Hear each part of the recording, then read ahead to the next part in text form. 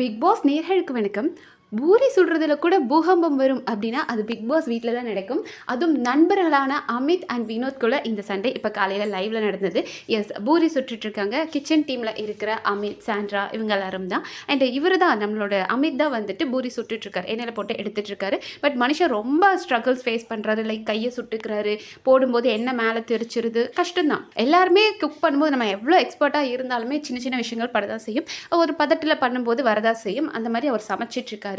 But பூரினாலே அந்த ஃப்ளஃபியாக வரணும் இல்லையா? பட் அவரோடது வந்துட்டு கொஞ்சம் எண்ணெயில் போட்டதுமே அது ஐ திங்க் சமைக்கிறவங்களுக்கு தெரியும். மேலே கொஞ்சம் அது மேலே எண்ணெய் ஊற்ற ஊற்ற அது அப்படியே அந்த புஃபன் வரும் இல்லையா? பட் அவர் பண்ணவே இல்லை. அப்போ அதை வினோத் சொல்கிறாரு, ஏய் பூரியை போட்டு லைட்டாக அப்படி அமுக்கணும், எண்ணெய் மேலே மேலே போட்டு அமுக்கணும், நீ அப்படியே வச்சா எப்படியா வரும் அப்படின் போது அவர் அமித் முதல்ல ஒரு வேர்ட் விடுறார், ஹர்ட் பண்ணுற மாதிரி. என்ன சொல்லிட்டாருன்னா, அதை சொல்கிறவங்க சொல்லட்டும், நீ சொல்லாத அப்படின்றார். அப்போ இவருக்கும் வருது, ஏன் நாளை மனுஷன் இல்லையா?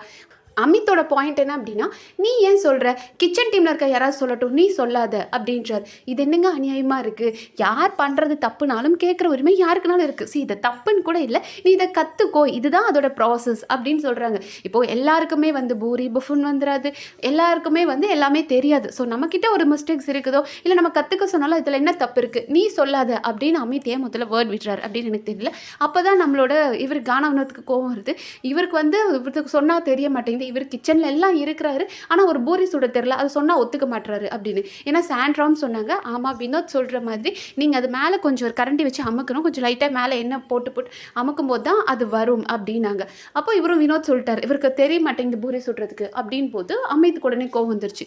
ஸோ தன்னோட தவறுகளை ஒத்துக்க முடியலை, தான் கிட்ட இருக்க தவறுகளை யாராவது சொன்னாங்க அப்படின்னா, அப்போ உனக்கெல்லாம் தெரியுமா, நீ ஏன் சொல்கிற, அதை ஒன்றும் நீ சொல்ல தேவையில்லை அப்படின்னு நம்ம பார்வதியோட ஆட்டிடியூட் அப்படியே நம்ம அமித் கிட்டேயும் இருக்குது. ஸோ அதுக்கு தான் இடம் இனமான சேருது போல இருக்கு.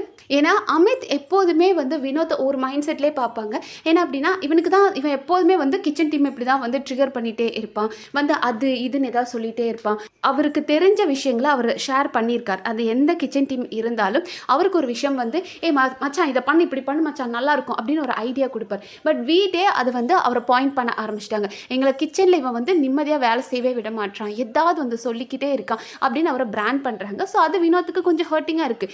ஏன்டா நான் வந்து உங்கள் நல்லதுக்கு தான்டா சொல்கிறேன், இதை இப்படி பண்ணுங்கன்னு சொல்கிறதுனால என்னடா இருப்போது அப்படின்ற மாதிரி. பட் அமித் இருந்துட்டு சாண்ட்ரா கிட்டே, சாண்ட்ரா நான் எல்லா பூரியும் அப்படி தான் புஃபன் தான் சுட்டெடுத்தேன், இப்போ என்ன அப்படின்ற மாதிரி அவர்கிட்ட கேட்டார். அப்போ வினோத் இருந்துட்டு அவருக்கு செய்ய தெரிலனதும், அப்போ வா நீயே வந்து செய்ய அப்படின்னு சொல்லிட்டு வினோத் கிட்ட கொடுத்துட்டு அமித் கிச்சன்லேருந்து கிளம்பிட்டாரு. அப்புறம் வினோத் வந்துட்டு ஓகே ஜாலியாக அவர் பாட்டுக்கு பூரி செஞ்சுட்டு இருந்தார். அப்போ நம்மளோட திவ்யா கேட்டாங்க, ஐயோ இங்கே கிச்சனில் ஒரு கலவரம் ஆயிடுச்சே கேப்டன், இதை பாருங்கள் கேப்டன், ஏன்னா அமித் பாட்டுக்கு போயிட்டார் கிச்சன் டீமில் இருந்து அப்படின்ற மாதிரி திவ்யா கேட்டதுமே கமருதீன் வந்துட்டு, டே மச்சான் அவங்க பாட்டுக்கு வேலை செய்யட்டும்டா, வீடுடா நீ ஏன்டா வந்தா அப்படின் போது நம்ம வினோத்துக்கு டென்ஷன் ஆயிடுச்சு. ஏன்டா இப்படி தான் என்ன மக்கள்கிட்ட நீங்கள் எல்லாம் ப்ரொஜெக்ட் பண்ணிட்டு இருக்கீங்களா? ஏன்னா நேற்று அவரோட வைஃப் சொன்னாங்க இல்லையா, ஏன்னா நீ வந்து மற்றவங்க சொல்கிறத கேளு, நீ பாட்டுக்கு கத்தாத அப்படின்னு. ஸோ நீங்களாம் வந்து நான் கிச்சனுக்குள்ளே வந்தாலே ஐயோ இந்த ஆள் வந்துட்டான்ப்பா, இந்த ஆள் அட்வைஸ் கொடுக்க போகிறான்ப்பா அப்படின்னு என்னை ஏன் பிராண்ட் பண்ணுறீங்க? எனக்கு தெரிஞ்ச ஒரு விஷயத்த நான் சொல்கிறேன், இதில் என்ன உங்களுக்குலாம் கஷ்டம் அப்படின்ற மாதிரி அவர் கேட்க, இவர் ஒன்று அமைத்து இருந்துட்டு, நீ எப்போ பாரு வந்து என்ன இப்படி தான் டிஸ்டர்ப் பண்ணுற அப்படின்னு சொல்ல, நீ வந்து என்னை போர்ட்ரே பண்ணுற. அப்போ நம்மளோட வினோத் சொல்லிட்டார், நீ வந்து என்னை தப்பாக போர்ட்ரே பண்ணுற மக்கள்கிட்ட அப்படின்னதுமே அமைத்து கோவம் வந்துருச்சு. என்னைக்காச்சும் இந்த ஆளை பற்றி நான் ஏதாவது தப்பாக சொல்லியிருக்கேன், இந்த ஆளுக்கு நான் எப்போவுமே சப்போர்ட்டிவாக தானே நின்று இருக்கேன், இந்த ஆள் பாரு என்னை எப்படியெல்லாம் பேசுகிறாரு அப்படின்னு மனுஷன் இந்த பூரிக்காக பொங்க ஆரம்பிச்சிட்டாரு. பட் எனக்கு இதில் வந்து யார் சைட் தப்பு இருக்குது அப்படின்னு கேட்டால் நான் அமித்தை தான் சொல்லுவேன். ஏன்னா அமித் கிட்ட ஒரு அட்வைஸ் கொடுக்குறாரு, டே பூரியை இப்படி எடுறா மச்சான் நல்லாயிருக்கும் அப்படின்னு வினோத் சொல்லும்போது, நீ சொல்லாத அப்படின்னு ஏன் சொல்லணும்? நீங்கள் கிச்சன் டீமில் இருக்கிறீங்க அப்படின்னா உங்கள் கிச்சன் டீம் மெம்பர் தான் சொல்லணும்னு கிடையாது. உங்களுக்கு பக்கத்தில் இருக்கிறவங்களும் அவங்க தப்பாக ஒன்றும் சொல்லி கொடுக்கலையே, அந்த பூரியை இப்படி பண்ண நல்லா இருக்குன்னு தானே சொல்கிறாங்க, அதுக்கு நீ சொல்லாத அப்படின்னு அமித் சொன்னது தப்பாக இருக்குது. அவர் வந்து ரொம்ப ஜென்ரலாக சொன்ன ஒரு விஷயத்த அமித் ஏன் இவ்வளோ பெருசாக்குறான்னு தெரியல.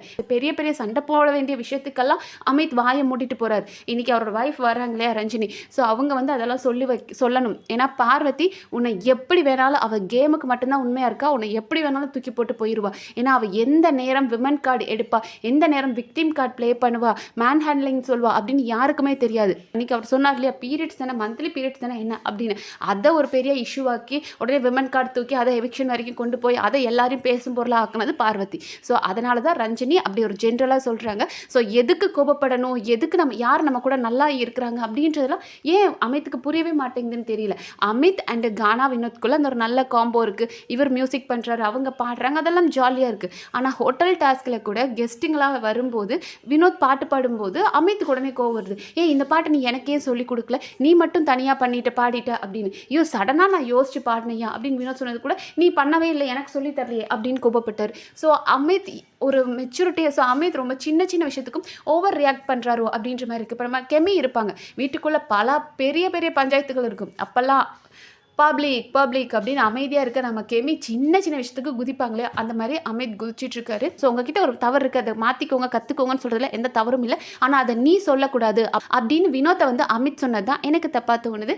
லைக் அவர் புரிஞ்சுக்கிட்ட மாதிரி தெரியல. வினோத் என்ன ஜென்ரலாக தானே சொன்னான் அப்படின்ற மாதிரி புரிஞ்சுக்க தெரியல. என்னை டிஸ்டர்ப் பண்ணிவிட்டு என்னை தொல்லை பண்ணிட்டு இருக்க, சரி இந்த பேச்சை முடி அப்படின்ற மாதிரி ஹக் பண்ணி முடிச்சிட்டாரு. ஸோ பாவம் இன்னும் வேறுலாம் இன்ட்ரெஸ்டிங்காக நடக்குது. நம்ம அடுத்த வீடியோவில் பார்க்கலாம். நன்றி.